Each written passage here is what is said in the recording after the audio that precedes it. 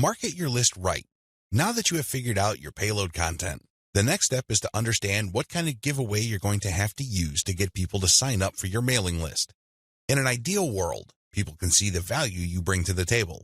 They only need to look at the content you share as well as the crucial information they get from your premium content. They see this premium content and they see what you're about, what you have to offer, and why it's such a good idea to sign up to your mailing list. Unfortunately, things don't work out that way.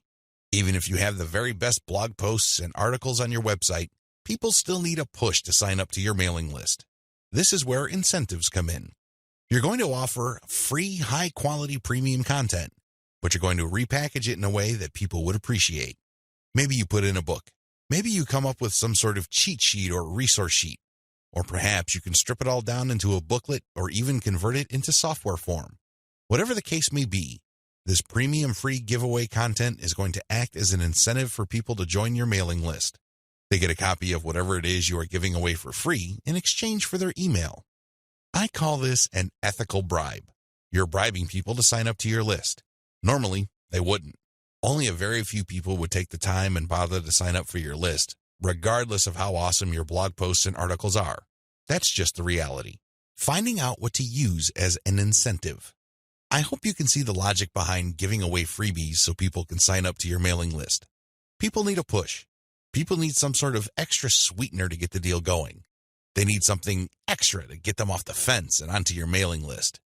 Now, the next step is to figure out what kind of incentive to give away so people would join your mailing list. The good news is, you don't have to start from scratch.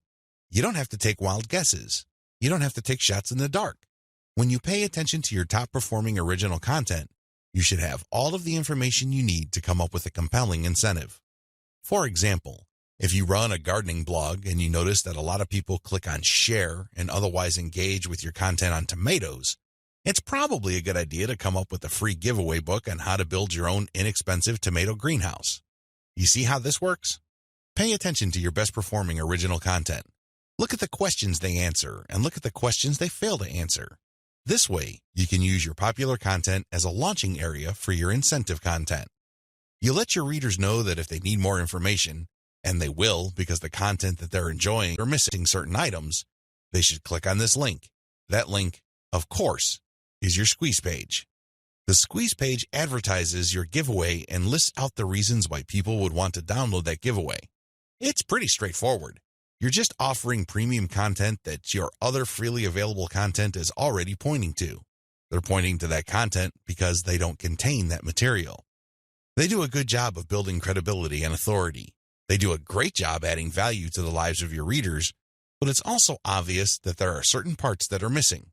For those extra materials, they have to sign up. It's absolutely free. It doesn't cost them a dime, but they need to sign up to your mailing list. This is how you set up your mailing list. It has to be closely tied to your premium content. Coming up with incentives or freebies that look like they came out of left field because they're unrelated to whatever it is you're currently doing is not a good idea. Chances are quite good that you're going to fail. When you come up with incentive content that is directly related to the materials you're already sharing, you create a feeling of value. There's also a feeling of exclusivity.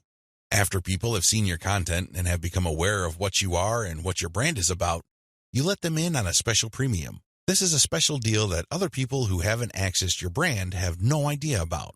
Position all your original content to push your mailing list first.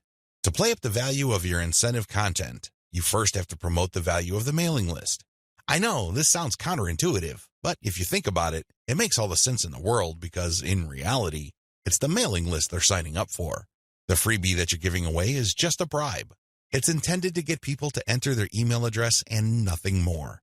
If you were to use all your original content to play up the fact that people can get this additional content, don't be surprised if people sign up to your list and quickly unsubscribe because they really don't care about your list. Again, you're walking a tightrope here. On the one hand, you want people to get excited about the premium you're giving away for free in exchange for their email address. On the other hand, you want people to see the value that they would get by being members of your mailing list. This is how you should play it.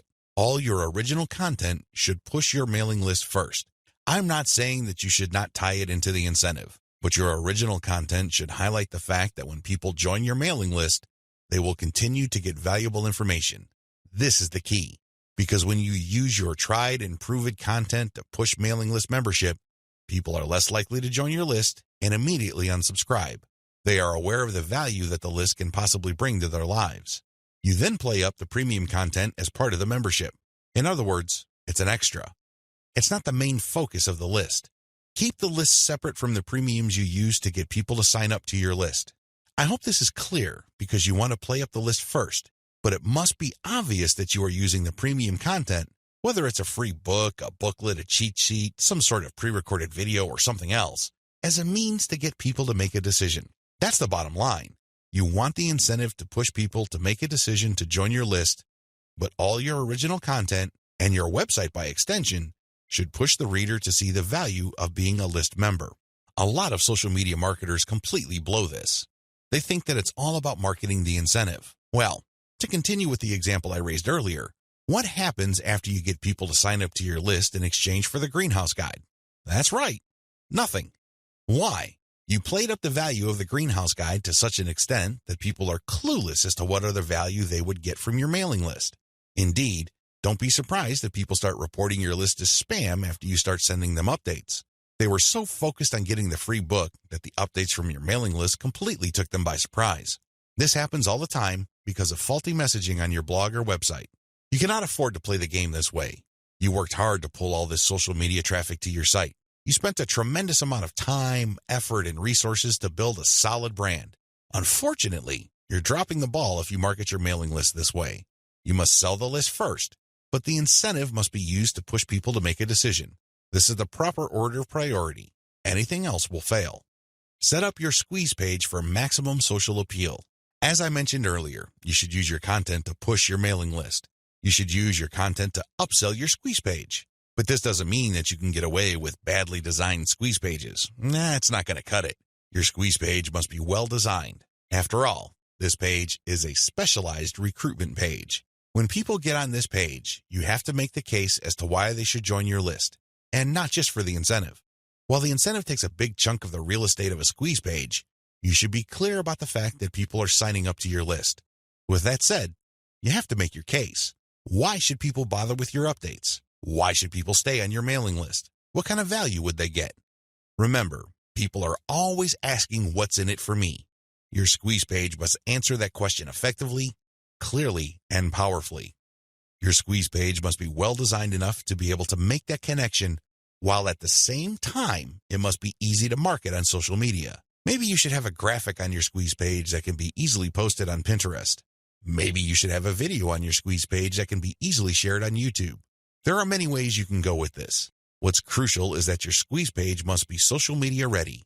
At the same time, it should also do a good job of recruiting people.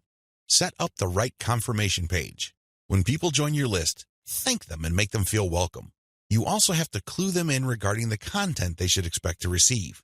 Make them feel that they just did the right thing. Make them feel that they solved a major problem. Not only do they get access to the digital freebie you're giving away, but they're also going to be receiving valuable information regarding a particular topic that they have problems with. This is how you sell the list. Simply hyping up and over-promoting the premium is not going to help you convert social media traffic into cash. That's just not going to happen. You have to sell the list. You have to build trust in the list.